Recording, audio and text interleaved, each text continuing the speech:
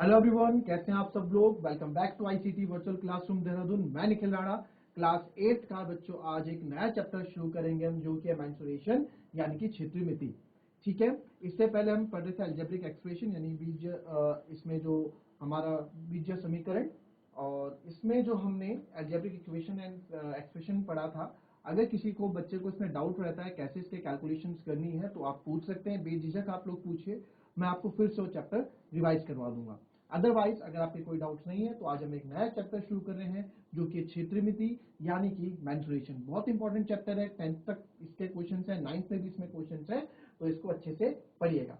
तो चलिए अपनी क्लास शुरू करते हैं। शुरू करने से पहले हमेशा की तरह थॉट ऑफ द डे लेके चलते हैं। तो आज का थॉट ऑफ द डे है बच्चों, one kind word can change someone entire day. जी हाँ, एक अच्छा शब्द, काइंड वर्ड यानी कि किसी के लिए आप अगर अच्छे शब्द बोल रहे हैं तो वो किसी का पूरा दिन बदल सकते हैं। कोई अगर स्कूल आ रहा है, ऑफिस आ रहा है, कोई घर से कैसे कैसे भी मूड से आ रहा है, कि बेकार मूड से आ रहा है, घर में कुछ हो गया, या कोई बेकार मूड से स्कूल आ रहा है और आपने फिर कुछ गलत वर्ड्स वहां बोल दिए, तो उसका दिन और खराब हो जाएगा। बट वहीं अगर आपने कुछ अच्छे शब्द से उनका वेलकम किया, नाम लेके कुछ अच्छे काइंड वर्ड्स उनको बोले, आपको पता है सामने वाले का मूड खराब है, तो अगर आप एक अच्छा शब्द भी बोलोगे तो उसका पूरा दिन बदल जाता है, पूरा दिन उसका अच्छा हो जाता है। तो हमेशा जब भी आप किसी को बोले, तो किसी को कुछ बोले तो उससे पहले 2-3 बार सोचें कि इस मेरे बोलने से सामने वाले पे क्या इफेक्ट पड़ेगा, सामने वाले पे इसका क्या असर पड़ेगा। क्योंकि बच्चों, जो आपने एक बार चीजें बोल दी उसको आप दोबारा वापस नहीं ले सकते हैं ना, इसलिए हमेशा सोच समझ के बोलें। कब कहाँ क्या बोलना है, ये देख कर भी आपको चीजें समझनी चाहिए। तो चलिए अपनी आज एक नया चैप्टर शुरू करेंगे, जो कि है मेंसुरेशन। तो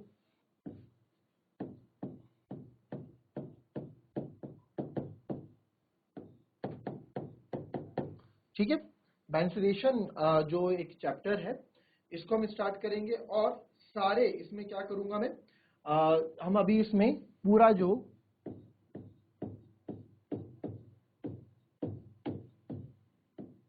बेसिक चीज है उनके बारे में अभी पहले उनके बारे में पढ़ते हैं। ठीक है, तो यहां पे आपने देखा मेंसुरेशन के अंदर क्या क्या चीजें आती हैं। ठीक है, इसके अंदर हम सॉलिड शेप्स के बारे में पढ़ते हैं, अलग अलग जो शेप्स होते हैं उनके बारे में इसमें हम पढ़ते हैं। तो सबसे पहले इसमें जो है, तो सबसे पहले होता है पैरीमीटर, जिसको हम बोलते हैं परिमाप। ठीक है, तो बच्चों पेरीमीटर जो होता है, परिमाप, इट मींस परिमाप जो होता है, इसको बोलते हैं परिमाप, इंग्लिश में बोलते हैं पेरीमीटर। अब आपको जो है हिंदी इंग्लिश दोनों का यहाँ पे नॉलेज आपको रखना है। ठीक है, ऐसे नहीं कि आपने एक ही चीज पे आप फोकस कर रहे हैं। तो जैसे ठीक है, तो पेरीमीटर परिमाप, अगर आप लोग चाहते हैं कि इससे पहले वाला चैप्टर दोबारा रिपीट कर दें, जो ax स्क्वायर bx जो हम कल कैलकुलेशन कर रहे थे, तो आप हाथ खड़े कर सकते हैं, हम दोबारा उसी चैप्टर पे वापस आ जाएंगे। और अगर आप लोग चाहते हैं इसी चैप्टर को कंटिन्यू करें, तो हम इसी चैप्टर को कंटिन्यू करते हैं, एक नया चैप्टर है। तो अगर कोई डाउट्स हैं तो आप चैट के माध्यम से भेज देना, या फिर आप जो है हैंड रेस करके बता देना। तो पैरीमीटर क्या होता है बच्चों, सबसे पहले पैरीमीटर के बारे में लिखते हैं। पैरीमीटर होता क्या है, परिमाप होता क्या है। पैरीमीटर मतलब सिंपल से समझो, sum of the length of boundary, यानी कि किसी भी सीमा की लंबाई, किसी भी सीमा की लंबाई, कोई भी बाउंड्री होती है उसकी लंबाई, लेंथ कितनी होती है, उसको हम पैरीमीटर कहते हैं। ठीक है, अब फॉर एग्जांपल जैसे कि आप देख रहे हैं यहाँ पे कोई एक फिगर हमने ऐसे बना दिया, तो इसकी लेंथ आपको पता है, ये जो ये वाला पार्ट रहता है इसको लंबाई बोलते हैं, और जो ये वाला पार्ट रहता है इसको ब्रेथ बोलते हैं। अगर हमारे पास एक ऑब्जेक्ट है, ये कोई शेप में ऐसा है, तो इसका पैरीमीटर क्या होगा, जो बाहर बाहर वाली बाउंड्री है, इसकी हम बाउंड्री को नापेंगे, और जो इसकी बाउंड्री नाप के बाहर आएगी उसी को हम क्या बोलेंगे, उसी को हम पैरीमीटर बोलेंगे। ठीक है, फिर फिर आ जाता है आपका, ये होता है पैरीमीटर। ठीक है, अब देखो फॉर एग्जांपल हमारे पास ये नोटबुक है, ठीक है, ये एक रेक्टेंगल शेप है, आयत शेप में है। तो यहाँ पे आप देखो तो ये कितनी है, ये इसकी लंबाई है, ये जो कॉपी है कितनी है, ये इसकी लंबाई हो गई और ये इसकी चौड़ाई हो गई कि कॉपी कितनी चौड़ी है। तो इसको ब्रेथ बोलते हैं, चौड़ाई हो गई और ये लंबाई। अगर मैं इसको ऐसे भी कर दूं, इस तरह से कर दूं, तो भी ये कॉपी कितनी लंबी है ये लंबाई दिखाएगा और ये कितनी चौड़ी है ये इसकी चौड़ाई दिखाएगा। This is the breadth. तो ये होता है आपकी विड्थ जिसको हम चौड़ाई बोलते हैं और ये होती है आपकी लंबाई जिसको हम लेंथ बोलते हैं, ठीक है। This is length and this is breadth. ये इसमें चीजें निकल के आती हैं। तो काफी इसमें कंफ्यूजन रहता है बच्चों को, तो इसलिए मैं आपको चीजें बता रहा हूं। तो ये तो हो गया पैरीमीटर, ठीक है, ये आपका पैरीमीटर हो गया। अब इसके बाद अगर ये लिखना है तो आपको लिख लो, पैरीमीटर क्या होता है, किसी भी बाउंड्री का जो सम होता है वो पैरीमीटर कहलाता है, ठीक है।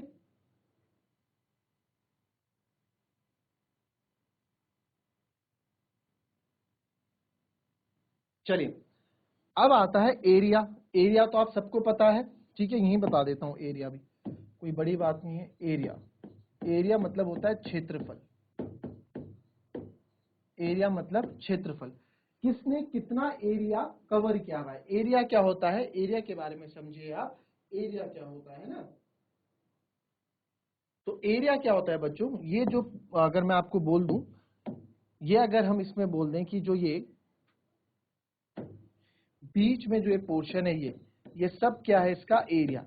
इन दो बाउंड्री के अंदर जितना भी एरिया कवर हो रहा है, जितना भी क्षेत्रफल है वो उसका क्षेत्रफल कहलाता है। जैसे ये शेप है तो इसका एरिया क्या हो जाएगा, ये बाउंड्री के अंदर जितनी भी स्पेस है ये आपका क्या हो जाएगा, ये आपका एरिया कहलाएगा, ये इसका क्षेत्रफल कहलाएगा कि क्षेत्रफल होता है। जैसे कि अगर हमने ये कॉपी यहाँ पे ले ली जो आपको इससे पहले दिखाया था, ये लेंथ ब्रेथ है, तो जो ये वाला पार्ट है ये क्या है, इसका एरिया है, ये पूरा एरिया है। इस पूरे एरिया में ड्राइंग बनी हुई है, ये पूरे एरिया में ड्राइंग बनी है, तो this is called the area. ये इसका क्षेत्रफल, इस ऑब्जेक्ट का क्षेत्रफल हो गया। ये आपका क्या हो गया, ये आपका एरिया हो गया। ये आपकी चौड़ाई हो गई, ये लंबाई हो गई, ये एरिया हो गया, ठीक है। अब कुछ आपके यहाँ पे क्या आते हैं, यहाँ पे कुछ क्वाड्रिलेटरल्स जो आपने इससे पहले भी पढ़े हैं। तो सबसे पहले चतुर्भुज, क्वाड्रिलेटरल्स के अंदर कौन कौन आता है, क्वाड्रिलेटरल्स। क्वाड्रिलेटरल्स मतलब चतुर्भुज। चतुर्भुज नाम से ही आपको पता लग रहा है, चतुर्भुज मतलब चार भुजाओं वाला। चतुर्भुज मतलब चार भुजाओं वाला। तो जिन जिन फिगर के अंदर चार भुजाएं होती हैं वो सारे क्वाड्रिलेटरल्स कहलाते हैं, ठीक है। तो सबसे पहले क्वाड्रिलेटरल्स, इनकी हम प्रॉपर्टीज पढ़ रहे हैं, ठीक है। तो सबसे पहले जो हम यहाँ पढ़ेंगे, स्क्वायर के बारे में पढ़ेंगे। स्क्वायर जिसको आप बोलते हैं वर्ग, ठीक है, जिसको हम बोलते हैं वर्ग। तो स्क्वायर क्या होता है,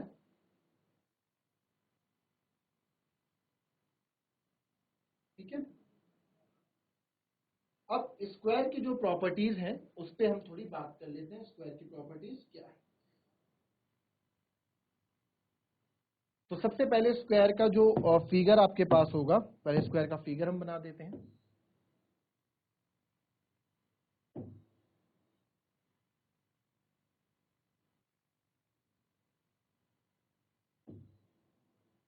ये आपका स्क्वायर हो गया।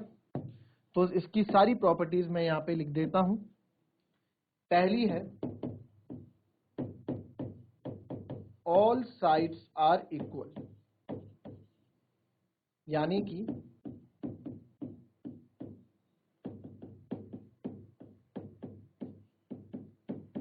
सारी भुजाएं बराबर होती हैं, ठीक है। सारी भुजाएं बराबर होती है का मतलब क्या है, अगर ये A है, ये B है, ये C है और ये D है, ठीक है, ये ABCD है, ठीक है। तो इसकी सारी भुजाएं कौन सी होंगी बच्चों, ये होती है भुजा, ये भुजाएं होती हैं, ये भुजाएं होती हैं, ठीक है। तो ये सारी भुजाएं इनकी क्या होती है, बराबर होती है। कहने का मतलब है, इसमें एग्जाम्पल आप जो AB है, ये जो AB है BC के बराबर होगा, BC CD के बराबर होगा और CD जो है AD के, यानी कि चारों आपस में एक दूसरे के बराबर होते हैं। तो स्क्वायर में जो सारी भुजाएं होती हैं वो आपस में बराबर होती हैं। सारी प्रॉपर्टी पे हम अभी ध्यान देंगे, ठीक है। ऑल प्रॉपर्टी, इस पे ध्यान देंगे। अगर ये 5 सेंटीमीटर है तो ये भी 5 सेंटीमीटर होगी, ये भी 5 सेंटीमीटर होगी और ये भी 5 सेंटीमीटर होगी। ठीक है। दूसरा इसमें क्या होता है, दूसरी प्रॉपर्टी, दूसरा इसका जो गुणधर्म है वो होता है all angles are 90 degree. All angles are 90 degree each, यानी कि प्रत्येक कोण 90 डिग्री के होते हैं। तो स्क्वायर के जो सारे एंगल्स होंगे वो 90 डिग्री के होंगे, यानी कि एंगल ए भी 90 डिग्री होगा, एंगल बी भी आपका जो है यहाँ पे 90 डिग्री होगा, एंगल सी भी आपका 90 डिग्री होगा, एंगल डी भी आपका 90 डिग्री होगा। तो सारे यहाँ पे एंगल जो होते हैं, सारे कोण जो है बराबर होते हैं और 90 डिग्री के होते हैं। ठीक है, सब चीजें काम आएंगे भी आगे आपको, इसको लाइट मत लीजिएगा। फिर तीसरी जो इसकी प्रॉपर्टी आ जाती है, तीसरी प्रॉपर्टी जो स्क्वायर की हम यहाँ पे कहेंगे, अब क्या बोला है इसने, बोथ डायगोनल्स आर इक्वल। अब डायगोनल्स क्या होता है बच्चों, अब पहले आप डायगोनल समझो, डायगोनल विकर्ण, जैसे हमारे पास ये फिगर है तो मैं यहां बोल रहा हूं विकर्ण क्या होता है, तो एक वर्टिस से यानी कि एक आपके कोने से दूसरे कोने में जो लाइन हम यहां जोड़ते हैं,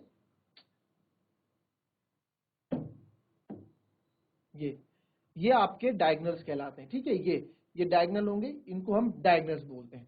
तो इस सर्कल में जो डायगोनल्स होंगे, विकर्ण होंगे, तो या मैं बोल सकता हूं कि बोथ डायगोनल, कितने डायगोनल बन सकते हैं इसमें, एक ये हो गया AC और एक आपका ये हो गया BD। ठीक है, और यहां पे पॉइंट मान लो O। तो both diagonals are equal,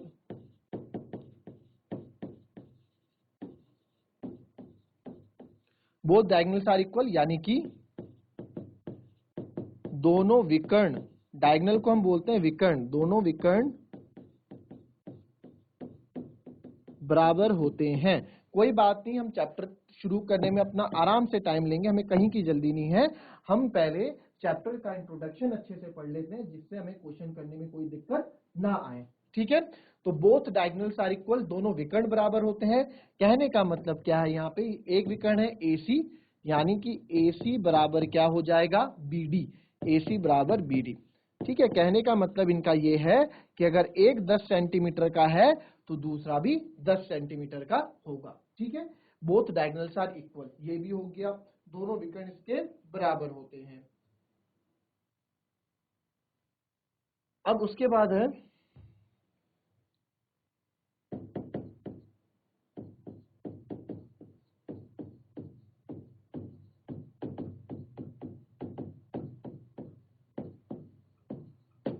diagonal bisects each other.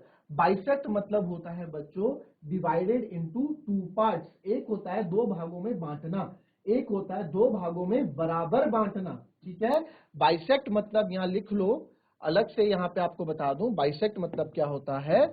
Bisect, bisect मतलब हिंदी में इसको बोलेंगे समद्विभाजित करना, और बाइसेक्ट मतलब होता है, ठीक है, बाइसेक्ट मतलब जो आपका होता है क्या होता है, divided into equal parts, दो बराबर भागों में बांटने को हम बाइसेक्ट कहते हैं। ठीक है, जब कभी भी बाइसेक्ट वर्ड आएगा तो आप समझ जाना, दो भागों में बराबर, दो भागों में बांटने को बाइसेक्ट कहते हैं। तो जो इसके डायगोनल होते हैं एक दूसरे को बाइसेक्ट करते हैं। कहने का मतलब है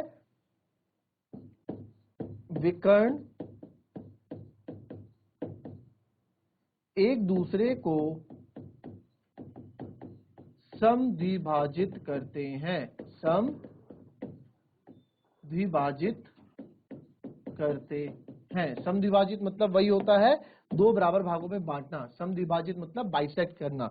अब इसका मतलब समझो आप, जो यहां मैं बता रहा हूं, इसका मतलब क्या है बच्चों, यानी कि बाइसेक्ट जो ये है ना, एक दूसरे को, ये एक दूसरे को कहां पे काट रहे हैं, यहां पे काट रहे हैं O पे, तो यहां से ये एक दूसरे को क्या कर देते हैं, समद्विभाजित कर देते हैं। कहने का मतलब यहां पे क्या है कि ये और ये और ये और ये आपस में क्या होते हैं, बराबर होते हैं। ठीक है, ये और ये आपस में क्या होते हैं, बराबर होते हैं।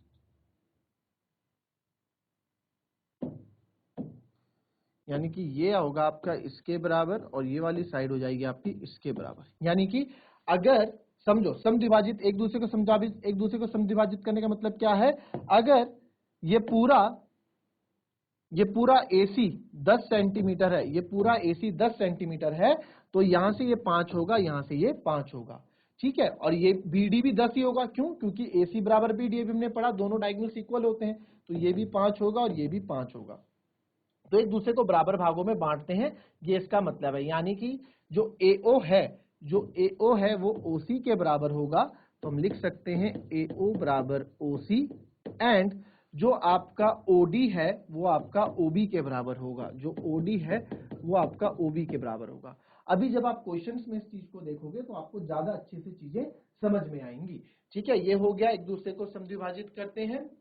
फिर बस बाकी इसमें एक और है कि 90 डिग्री पे एक दूसरे को परपेंडिकुलर होते हैं एक दूसरे के।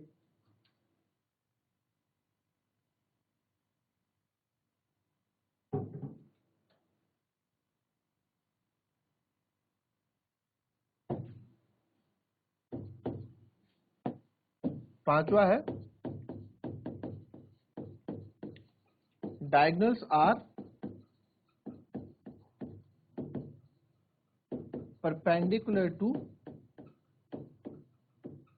ईच अदर, यानी कि जो विकर्ण होते हैं एक दूसरे के लंबवत होते हैं, एक दूसरे के लंबवत होते हैं। अभी बताता हूं।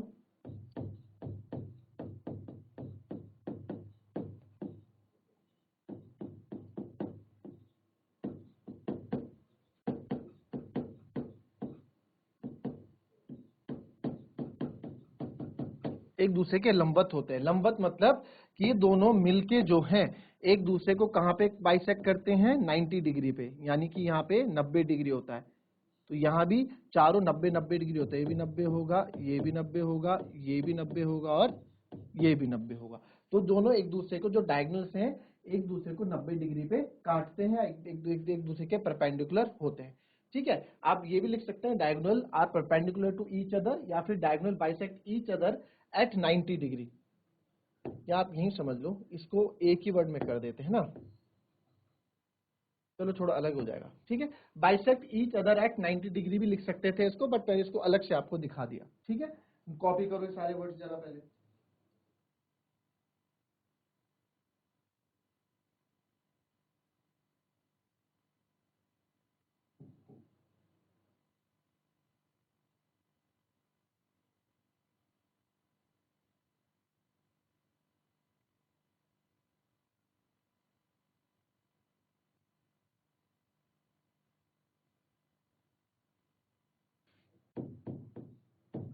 दूसरा जो शेप आता है वो होता है रेक्टेंगल। अच्छा, यहाँ पे अभी हमने पूरी बात नहीं की, है ना। अब यहाँ पे मेन जो आता है, जो हमें इस चैप्टर में भी हम जो यूज करेंगे, वो आता है पेरीमीटर।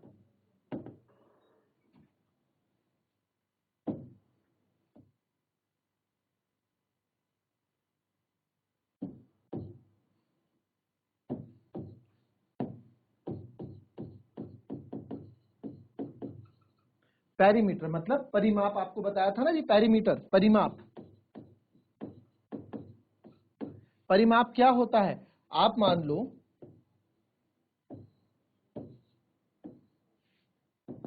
ये सारी साइड हमने मान ली, ये A सेंटीमीटर है, ये भी A सेंटीमीटर है, ये भी A है और ये भी A है। तो परिमाप मतलब क्या बताया था? सारी बाउंड्रीज, जितनी भी सीमाएं होती है उनको जोड़ देते हैं, उनकी लंबाइयों को जोड़ देते हैं, तो हमारा पेरीमीटर बन जाता है ना। तो यहाँ का जो पेरीमीटर होगा वो क्या होगा? चारों A प्लस यहां से यहां तक A, यहां से यहां तक A, यहां से यहां तक A, क्योंकि चारों भुजाएं आपस में बराबर होती हैं, तो चारों ए, तो जब इसको a प्लस ए करेंगे तो आ जाएगा 4a। तो जो इसका पेरीमीटर बन के आया वो आ गया 4 इंटू ए मतलब क्या है? यहाँ पे साइड लिख देता हूं मैं, 4a, या फिर आप इसको लिखते हैं 4 मल्टीप्लाई बाय साइड, चार या 4 गुणा लंबाई, ठीक है। 4 इंटू 4 भुजा या 4 साइड, ये समझ लो 4 इंटू साइड, बाकी कंफ्यूज हो जाओगे। तो ये हो गया आपका पेरीमीटर का फॉर्मूला, ठीक है। ये हो गया आपका पेरीमीटर का formula.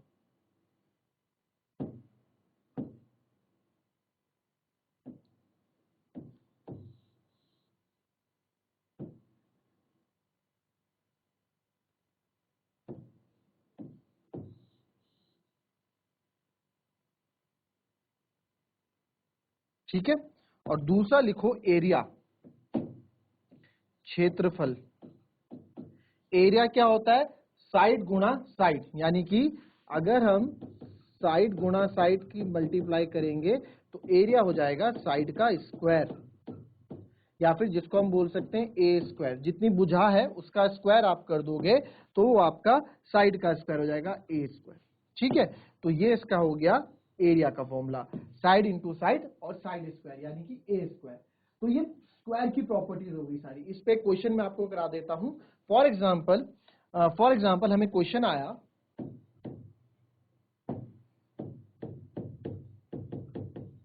Find the perimeter of square whose length is 10 centimeter and also find its area। ठीक है, यानी कि आपको पूछा वर्ग का परिमाप ज्ञात करो, पेरीमीटर मतलब परिमाप ज्ञात करो, और साथ ही साथ क्षेत्रफल भी ज्ञात करो। तो ठीक है, बहुत इजी है, ये हमने स्क्वायर बना दिया। और इसने बोला perimeter square whose length is 10 centimetre, तो सारी लेंथ इसकी कितनी है? 10 सेंटीमीटर। क्यों? क्योंकि स्क्वायर में जो है, सर स्क्वायर में जो है हमने भी पढ़ा, स्क्वायर में सारी भुजाएं बराबर होती है। अगर एक 10 है तो सारी ही 10 सेंटीमीटर की होंगी। ठीक है, तो हमें पेरीमीटर निकालने के लिए बोला है, तो पेरीमीटर निकालते हैं पहले। तो पेरीमीटर, सर पेरीमीटर में क्या करते हैं? 10 10 10 सारी भुजाओं को जोड़ देते हैं, या फिर जो हमने देखा, या फिर आप सीधे डायरेक्ट क्या कर सकते हो? 4 गुणा साइड, है ना, जो फॉर्मूला बना 4 इंटू साइड, आपको ये याद रखना 4 इंटू साइड। तो हम क्या कर देंगे पेरीमीटर को, हमें फॉर्मूला पड़ता है 4 इंटू लेंथ ऑफ साइड, तो 4 गुणा एक साइड है 10 सेंटीमीटर की, तो ये आगे बाउंड्री पूरी 40 सेंटीमीटर। तो आपकी जो बाउंड्री है, जो आपके पेरीमीटर है, इस स्क्वायर का जो परिमाप है वो निकल के सर 40 सेंटीमीटर आता है। ये क्या है आपका?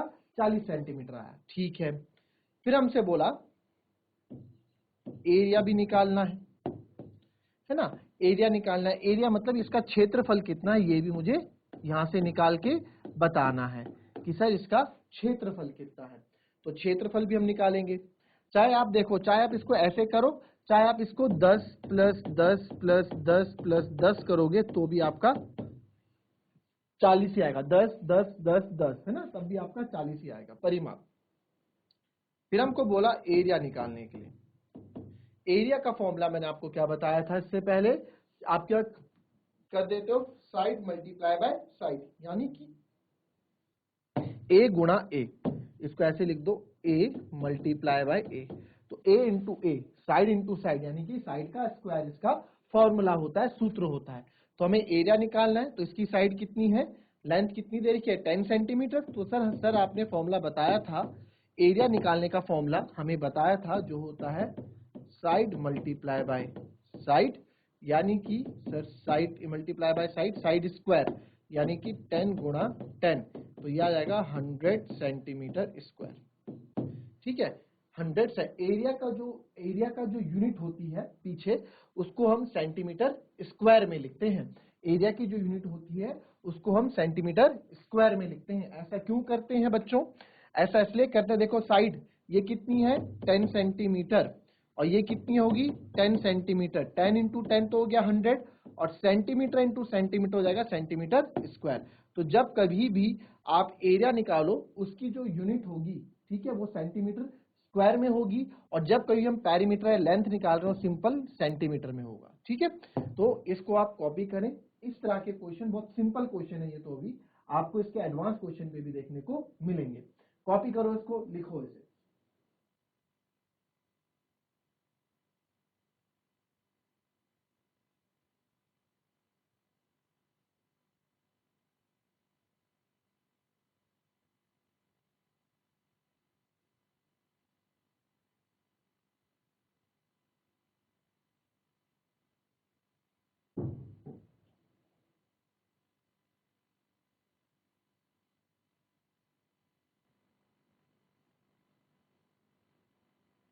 ठीक है, तो ऐसा ही आपके लिए एक क्वेश्चन होमवर्क के लिए मैं दे देता हूं।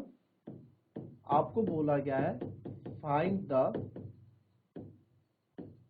area of square and perimeter of square, ठीक है, whose length is 15 मीटर। ठीक है, आपको पता होना चाहिए एरिया ऑफ द स्क्वायर यानी कि क्षेत्रफल, और पेरीमीटर मतलब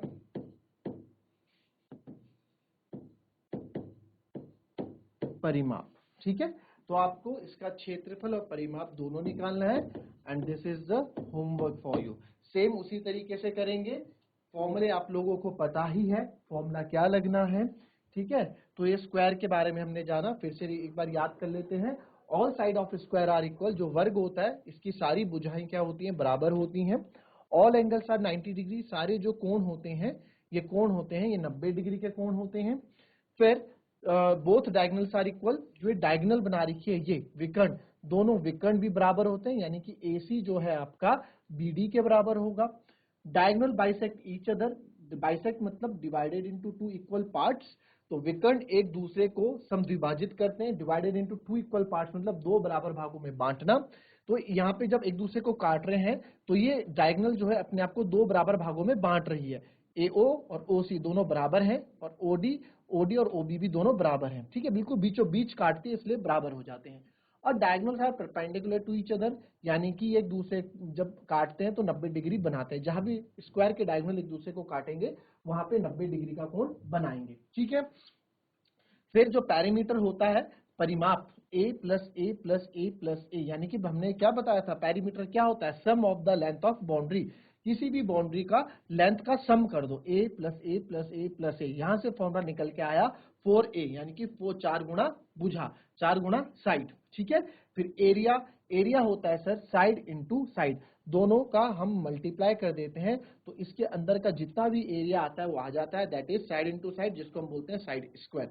तो उस पर बेस हमने क्वेश्चन किया था और ये क्वेश्चन आपको होमवर्क में दे दिया है।